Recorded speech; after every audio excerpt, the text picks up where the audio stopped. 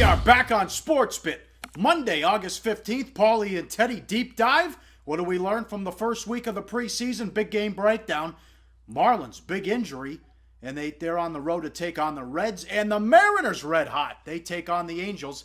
That's coming up. Bad beats, bad bets, bad for the books. We got a lot to run down here in the first segment. Let's start with a horrible beat with the Chiefs. 16-6 with the ball. 6 minutes left. They lose the game. What happened, Teddy?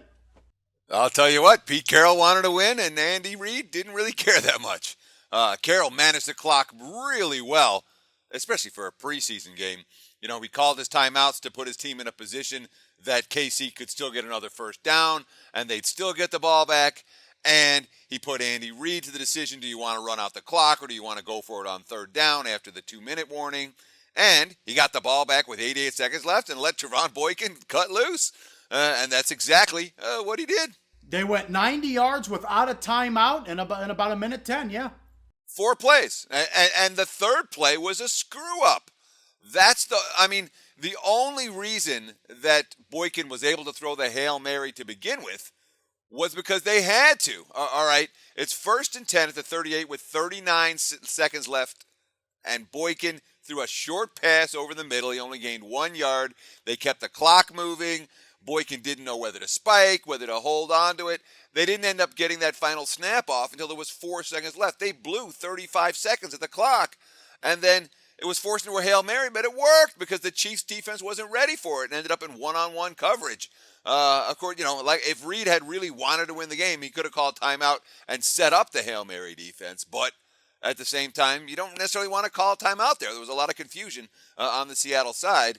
Confusion ended up working well in their favor and gave, as you mentioned, the first really brutal beat of the 2016 NFL season. Welcome. It's happened already. If you had a KC in your pocket, guilty. Hopefully that's as bad as it gets for the coming weeks of the preseason. Seems like 4 or 5 Hail Marys just in the last 7 months in the NFL, going back to last year in the playoffs. Another horrible beat if you had the Giants. 7-1 in the 7th and 7-5 in the 9th. They lose. Yeah, Jonathan Shoup, a home run off of Santiago Casilla in the 9th.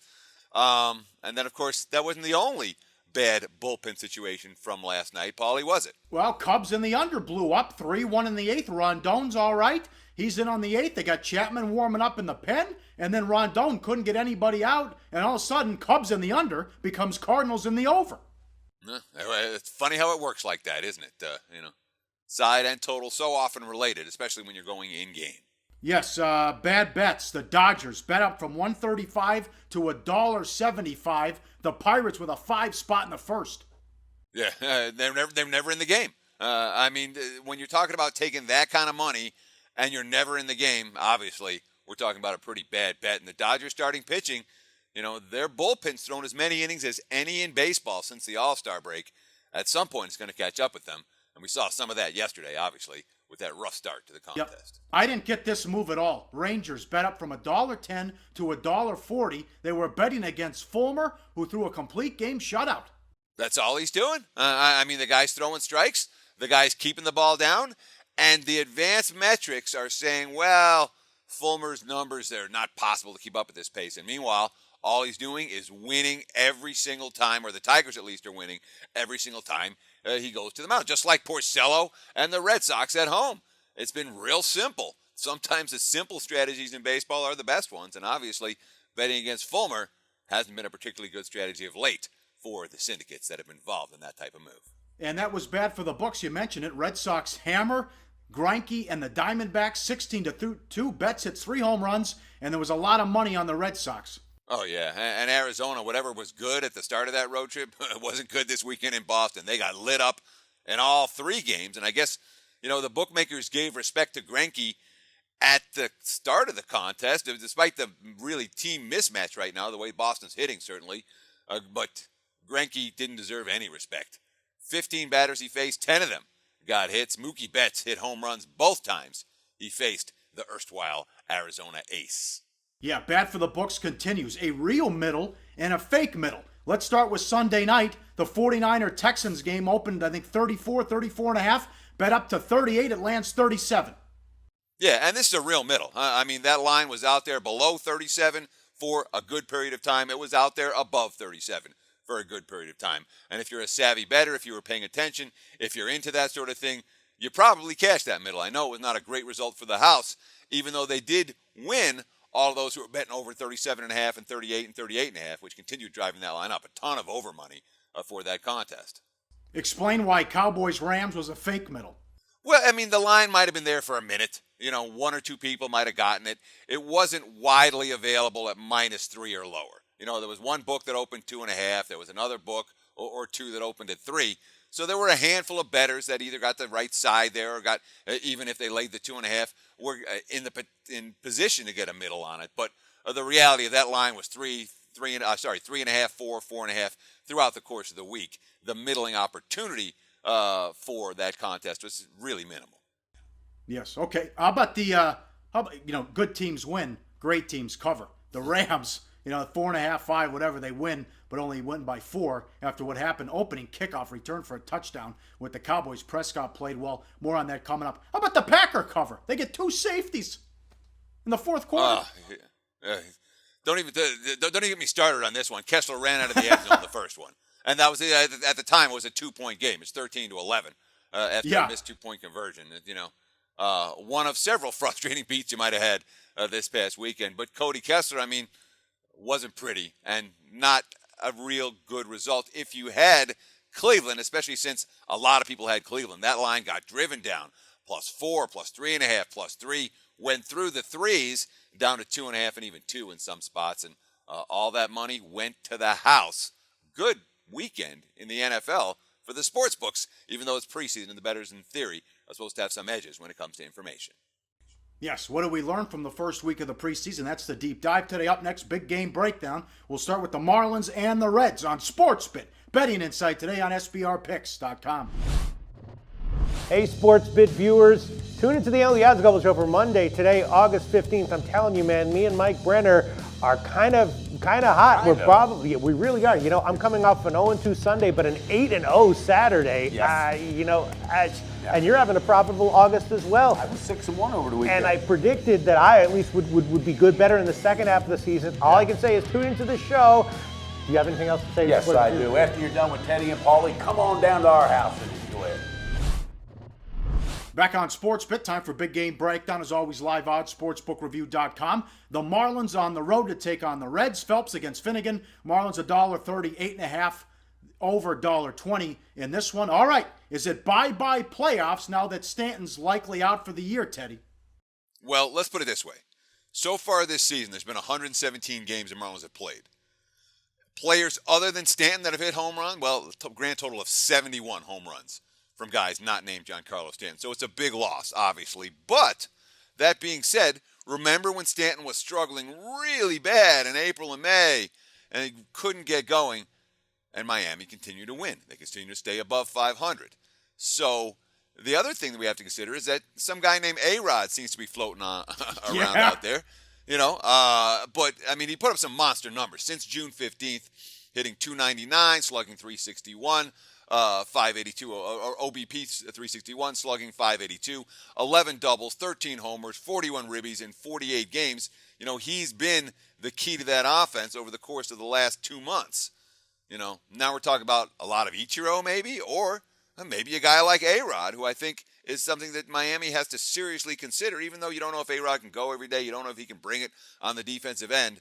I think it makes sense for the Marlins to look to get a big name. Well, I think we do know that, one of the questions you posed there. A-Rod can't play the field. So you want to sell tickets, fine, but he's just going to be a glorified pinch hitter because you can't put the guy in the field. As you saw what Girardi did, won't even play him there in a farewell tour. With Ichiro hitting .316, but the on-base percentage is above the slugging. So no doubt a power issue. And with his age, 42 years old, he can't go every day either. So Gomez is out there. I don't know, let me just say this. They're throwing Phelps tonight. So you're throwing Phelps in game 118. Are you really a contender anyways? Whoever gets this the second wild card is going to be an average team at best.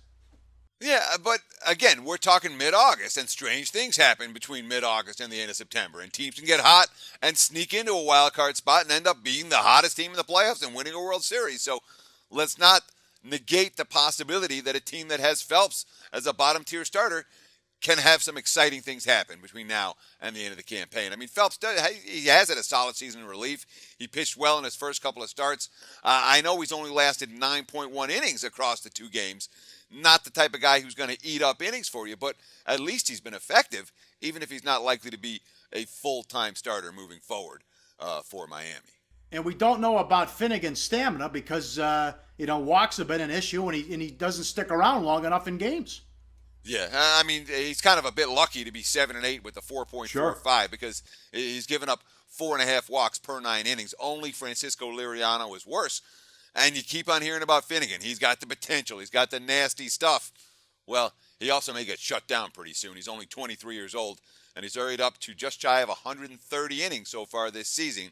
Cincinnati taking the long view on Brandon Finnegan, which means his innings likely to be limited. Game number 2, Mariners and the Angels, liveoddssportsbookreview.com. It's Felix Hernandez against Ricky Nolasco. Mariners $1.38, the total over, -125. We've been telling you, watch out for the Mariners.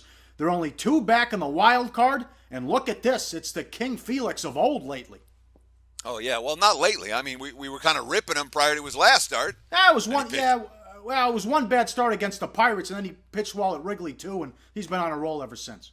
Sure, exactly. Last start out against Detroit, he was nearly unhittable. Yeah. I mean, he struck out 8, 3 hits allowed, 6 ground ball outs versus only 1 in the air. It was his best stuff since coming off the DL. In his last 3 starts, we're talking about a guy that's given up 22 strikeouts and only 7 hits. So he's clearly doing something right about now. Although he did give up 7 walks during that 3-start span.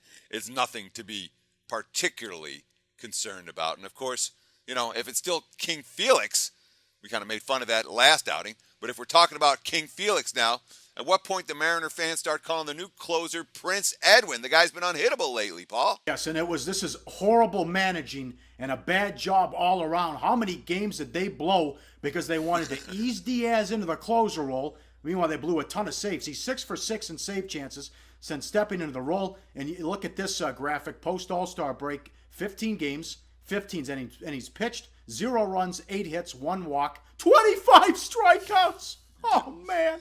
Nothing but gas, and this guy's been phenomenal and a huge reason the Mariners are on this run. Now, you got Nolasco with the Angels, who, usual, you get a new pitcher trying to get in sync with his teammates in a new clubhouse, but this guy stunk for a while. Oh, yeah. I mean, look at this. Over the last 3 seasons, Nolasco's 15-23 with a 5.38 ERA. There have been 110 starters in the big leagues that have thrown at least 300 innings over the last 3 seasons. And Ricky Nolasco, of those 110 starters, his ERA ranks number 110th. So it tells you he can eat up some innings, but he's not going to be real effective. And, the Angels, 10 straight losses, finding a way to lose again in Cleveland yesterday. They had everything going right for them in that game and still fell apart. I don't know, though, that anyone for the Angels handles Felix Hernandez better than Mike Trout. He's put up some huge numbers against the Mariners ace, hasn't he, Paul? 6 home runs, 18 RBIs, 4 doubles, 2 triples, and 75 at-bats, 373 career, and that slugging is 720 as well. Pitch around the guy, make someone else beat you because Trout has dominated King Felix. Up next, what do we learn from Week 1 in the preseason on the Deep Dive and the Play of the Day on SportsBit. Betting Insight today on SBRPicks.com. Do your research before you bet. Check out our ratings guide to see which books have the best ratings and sign-up bonuses. Open up several accounts. Shop for lines at SBRodds.com. Always be ahead of the game. We're back on SportsBit. Pauly and Teddy, Deep Dive. What do we learn from Week 1 of the preseason? Let's go back to our Deep Dive. Part 1 Thursday, Part 2 Friday. Check that out at YouTube and SBRPicks.com. One of them, threes don't mean shit. What happened this first week, Teddy? Threes didn't mean shit. Yeah, that's right. There was one game that landed on 3, and it landed on 3 in the most bizarre fashion. The Baltimore-Carolina game, in which both coaches were doing everything they could not to send the game into overtime, including the fact that Carolina had to go for it on 4th and 4 because they were down 3 at the end of the game instead of kicking what would have been the game-winning field goal had the Ravens not gone for 2 earlier when they were up 7 in a bizarre situation. But the bottom line was that was the only 3 for the entire weekend, and yet you're still going to find to move off a 3, you're going to have to lay 25, 30 cents. You don't do it. Meanwhile, we saw 3 games land on 1. And as we talked about, 1s and 2s so much more meaningful than 3s. The market still don't recognize it, Paul, and it played out in week number 1 of the preseason. Yep, this played out so far so good. Know your coaches. Zimmer wins again with the Vikings. Tomlin with the Steelers loses again. He's on a horrible run the last 3 years straight up. Yeah, Tomlin out 2-12. And, of course, the Steelers were laying. And Tomlin, earlier in his career, was a bet on. Now he's as bet against as it comes, at least lately. Zimmer managed to win and cover despite Joel Stave playing the whole second half. Yep. You know? And, of course, Jason Garrett was able to cover a point spread for the Cowboys, but he lost another game in straight-up fashion. And, frankly, they took the 101-yard kickoff return and a pretty good afternoon, a pretty good evening, I should say, for Dak Prescott, one that I didn't expect he could have for Dallas to even cover the number. They still didn't win the game. Yes, the backups in third string who looked good. Sean Mannion was terrific in the comeback win for the Rams, and Prescott was dynamite in the first half for the Cowboys. Yeah, I mean, let's give Prescott a lot of credit because Prescott was doing it against first stringers. Right. You know what I mean? Yep. And Mannion put up some big numbers, and Mannion threw the ball really well as LA was coming back. We expect to see that. We talked about that again in the weekend preview. They should say that Mannion's going to be as good as anyone that Dallas is going to have, and he's the Rams' third stringer. He got extra playing time because Goff got banged up a little bit, hurt, got a sore non-throwing shoulder, and just they took him out as a precaution. But the bottom line, both Mannion and Prescott, pretty good evenings as the Rams played the Cowboys. Yeah, what'd you think of some other guys? I'll tell you what, I thought Geno looked pretty good. I thought Boykin looked really good on that last drive. Obviously, when you could chuck it up and ask someone to make a play when you chuck it up. We saw some of that even on Sunday night with Tom Savage. He led a couple of good drives for Houston. But you got to talk about Brandon Allen, your boy Brandon Allen throwing the interception on the Jags' last drive. The aggregate stats. Oh, he threw for 137 yards. Gosh, you can't look at that kind of stuff. It doesn't tell you the story about any of these quarterbacks. It's the eye test. And Brandon Allen, game on the line in the fourth quarter, he did what he did in college for you there, Paul, except that this time he threw the INT instead of throwing it out of the end zone. Yep, the backup and third-string QBs who looked bad, Giants, Nassib, and Logan Thomas. Problem was the offensive line and the wide receivers every bit as much as the QBs. They only called 20 pass attempts all game, not what McAdoo was working on in week 1. There's your boy back to Stave. You're not going to bet on the Vikings because I am. I'm kicking myself. They didn't have any Minnesota money. And when you watch Stave, you're like, I'm glad I didn't have Minnesota money. He did lead a touchdown drive in the first drive of the second half. The ball never went more than, about 8 yards in the air. He looked awful on pretty much every other drive. So I stand by my decision not to have Vikings money this past week, even though, because I knew he was playing the whole second half, even though I know Zimmer's track record. Stave he's not a good-looking quarterback to have your money on in the second half of an NFL game. Yeah, the Browns quarterbacks were horrible. Horrible. I don't know what Kessler was doing. He pulled an Orlovsky running out of the end zone, too. Oh, yeah. I mean, let's put it this way. RG3 was okay. And then for the rest of the game, I think he played 2 drives. For the rest of the game, the Browns gained 52 passing yards. Okay? And they lost 24 on sacks, so they get a net of 28 passing yards. Oh, that's not counting the holding penalties. Boy, Cleveland might be a long year in Cleveland. No doubt about it. Matt Barkley with Arizona. Raiders killed him. Oh, yeah. I mean, what's it with the USC quarterbacks flaming out in the NFL? We got Kessler, who screwed me. We got Barkley, who stunk. Leinart, all these guys are supposed to be all that. Certainly coming out of college or coming out of high school, they were all supposed to be all that. Barkley was, I think, the number 1 recruit in the country. Did not look good. Arizona, Barkley came for the first drive of the second quarter, and Arizona's offense didn't score another point. So that says all you need to know about how Matt Barkley looked as a backup/third stringer. I was watching the Chargers and the Titans. Mettenberger's got a new haircut, but he still stinks. Oh, my God. He really does not like playing in Tennessee. You can't get out of that stadium. No. What'd you think of the Chargers' run defense and some news and notes from that game? Because Mularkey's been saying, pound the ball, and the Titans were awesome on the ground. Oh, they sure were. I mean, you can make the argument that it was the Chargers' run defense looking exactly like they did last year. A big play waiting to happen. No signs of improvement. And Sankey had a 41-yard touchdown run. And Murray had a 71-yard touchdown run.